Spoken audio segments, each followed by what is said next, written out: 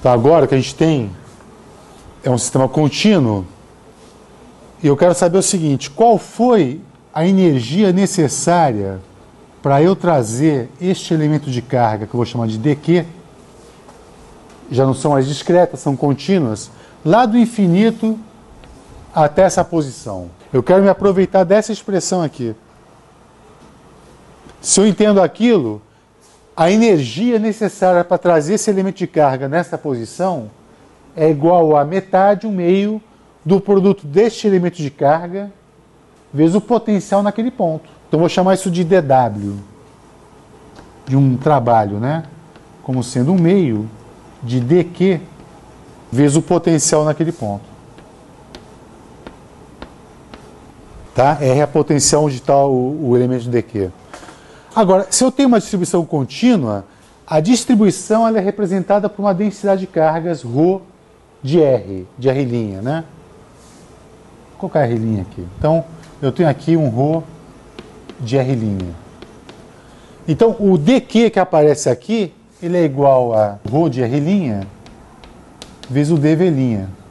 Portanto, eu vou ter que o trabalho necessário para acrescentar um dq na minha distribuição vai ser igual a 1/2 de V vezes ρ vezes o elemento de volume. E, portanto, a energia total dessa distribuição é uma integral disso aqui. Eu vou dizer que a energia do sistema contínuo agora vai ser a integral de V de R', ρ de R', dV'. O que muda aqui nessa expressão se eu estiver pensando numa distribuição superficial de cargas? A energia de um sistema que tem uma distribuição superficial de cargas vai ser 1/2 de integral de V de R' vezes um sigma de R' ds. No fundo, o que a gente está fazendo é usando essa expressão aqui e dizendo que o dq agora é um sigma ds. Fosse uma distribuição linear, então a energia do sistema seria 1/2 do potencial no ponto vezes a carga naquele ponto somado para toda a distribuição. Tá? Então são 3 expressões dependendo do tipo de distribuição que você tem, se volumétrica, se superficial ou se linear. Repara que aqui eu tenho uma expressão da energia, onde eu tenho que, para computar essa energia, eu tenho que conhecer a distribuição de carga e a distribuição de potencial. Então a pergunta agora é a seguinte: imagina que eu conheça só a distribuição de campo no espaço. Como é que eu computaria essa energia? É só uma possibilidade, correto? É assim. O que você está vendo aqui são cargas, não é verdade? Então, aqui a gente está dando uma ênfase às cargas. Eu tenho a distribuição de cargas, se eu souber como ela se distribui, eu calculo a energia. Agora, eu poderia só mostrar o campo gerado por essas cargas. E como é que eu computaria a energia nesse caso? Seria possível? Resposta sim, e a gente vai fazer isso agora. Então, como calcular a energia de um sistema sem fazer referência às fontes? Só aos campos. Tá? Vamos ver como é que faz isso. Eu vou partir que a energia de um sistema é dada por 1/2 da integral de ρ V integrado no volume.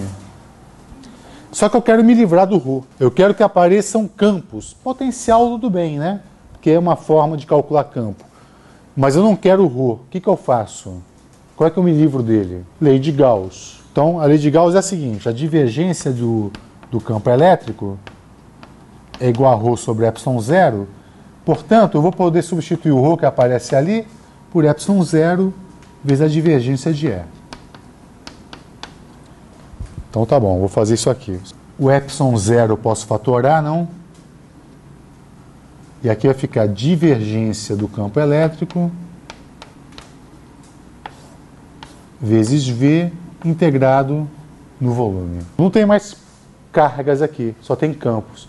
No fundo aqui está dito o seguinte, olha, se eu conheço a distribuição do campo elétrico e do potencial, eu calculo a energia do meu sistema. Só que é possível melhorar a cara daquilo se nós fizermos uma integração por partes. A divergência de uma função escalar vezes um vetor.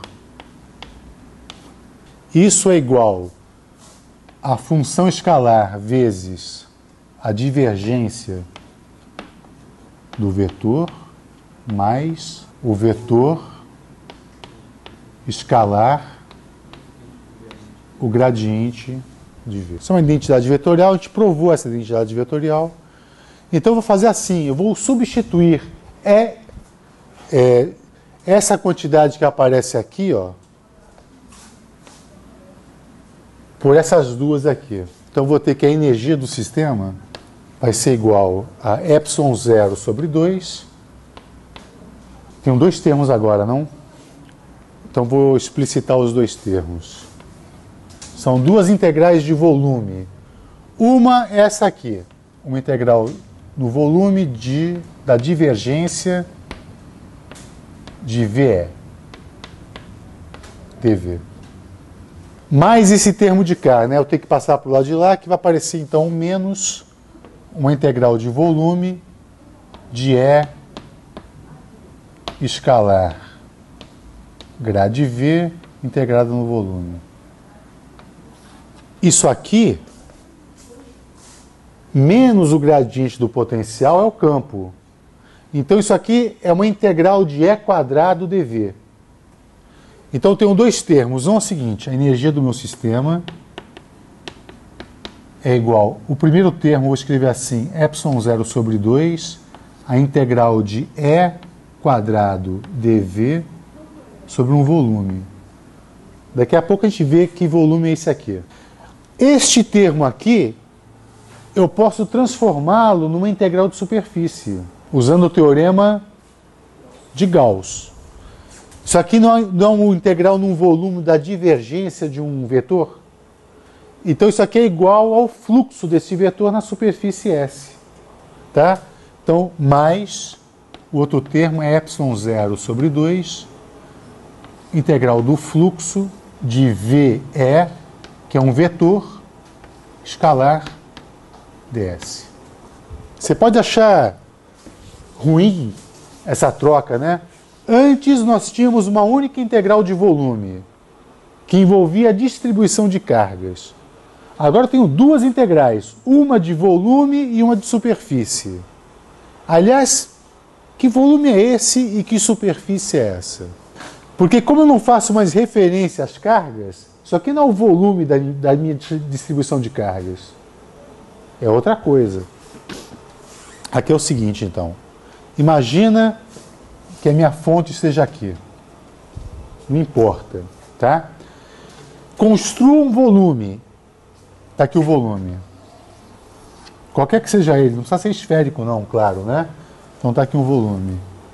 Então, se essa integração se realiza neste volume, esta integração aqui se realiza nesta superfície. É arbitrário. Escolheu o volume, a superfície é aquela que é o contorno do volume. A minha carga pode estar aqui. Ah, vou escolher uma esfera de raio 1 metro. Tudo bem. Então a minha superfície vai ser a superfície que envolve essa esfera. Ah, vou escolher uma esfera de raio 2 metros. Tudo bem. Tem que dar o mesmo resultado. Aumentando o volume, aumentando o raio dessa esfera, por exemplo, qual é o termo que cresce e qual é o termo que decresce? E por quê? Eu tenho campo em todos os pontos do espaço, não tenho? Eu vejo o campo num ponto, multiplico por um elemento de volume e integro em todo o volume. Se eu dobro o raio da minha esfera, além daquilo que eu já computei ali dentro, eu tenho que computar o além. Então esse cara aqui deve crescer com o volume. O fato de eu pegar uma esfera de raio que é o dobro da anterior, não muda a densidade de o campo elétrico em cada ponto. Antes eu tinha uma esfera. Aí eu aumentei o raio. O campo, digamos que é o campo de uma partícula pontual, uma partícula. O campo ele é radial e cai com 1 sobre R2. Antes eu estava calculando aquela integral aqui dentro. Eu pego o campo em cada ponto do espaço, elevo ao quadrado e multiplico pelo volume dV, integro no volume inteiro.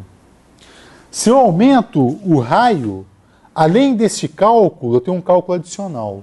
Então esse cara aqui está aumentando de valor, se eu aumento o volume. Então a pergunta é a seguinte, como é que eu realizo este cálculo aqui? Né? Esse cálculo é assim. Então a integral no volume de E quadrado dV. Então, por exemplo, eu tenho uma carga pontual. Eu quero calcular a energia, quer dizer, energia não.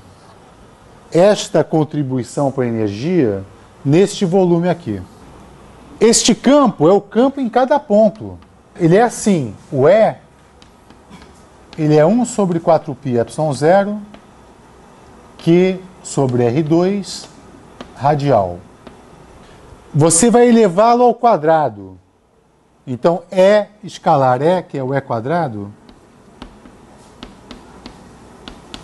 é isso aqui, né? Q sobre 4π epsilon 0 ao quadrado, 1 sobre R à quarta. Eu tenho que integrar num volume. Qual é o elemento de volume em coordenadas, por exemplo, esféricas, né? R2 seno de θ, dr, dθ, dφ. Então, essa integral eu pego o quê? Este cara multiplico com esse e faço a integração. Então, eu vou ter a seguinte integração. Vou ter a integral em R. Olha só, como eu já tenho uma simetria angular, meu campo é radial, a integral angular vai dar 4π, sabe disso já, né? Então aqui vai dar um 4π. Já integrei o seno. 4π. E o que sobrou é este cara aqui vezes isso aqui. Então ficou um Q2 sobre 4π epsilon 0 ao quadrado. Aqui ficou um R2 vezes um 1 sobre R à quarta. Ficou 1 sobre R2. De onde a onde que eu integro? Do centro ou de um valor A. Talvez eu pegue uma casca esférica, tá? Vou pegar uma casca esférica. Eu vou explicar o porquê disso. Até um R grande. Então a pergunta que eu tinha feito é: o que acontece com aquela integral se eu dobro o raio? Aumenta. É muito simples, basta você ver assim. Integrar de A até R, a 2 R's, por exemplo, é o mesmo que integrar de A até R, mais uma integração de R até 2 R's. E aquela integral é sempre positiva. Então, quanto maior for a minha esfera de integração, maior vai ser aquela integral. Mas olha o que eu te falei, esta soma aqui, ela é constante, porque é a energia do meu sistema. Então, se esse cara cresce com raio, eu espero que esse cara decresça com raio. E como é que eu vejo isso? Bom, primeiro, onde é que eu estou integrando isso aqui? Na borda daquela esfera. Para diminuir esse fluxo, isso aqui é um fluxo, não é? A área da esfera cresce com R quadrado. Este cara aqui, o campo, cai com 1 sobre R2. O potencial cai com 1 sobre R. Este produto aqui cai com 1 sobre R3. Quanto mais longe eu estou, menor essa quantidade, caindo com 1 sobre R3. Esse cara cresce com R quadrado, enquanto que esse cai com R3. Está vendo que o fluxo está diminuindo deste cara aqui? Lá no infinito, quanto é que vale essa integração? Vale 0. Então, esta soma eu posso fazer o seguinte, olha, se eu integrar até o infinito, eu posso simplesmente omitir essa integração. Então isso aqui é equivalente a fazer isso. Ó.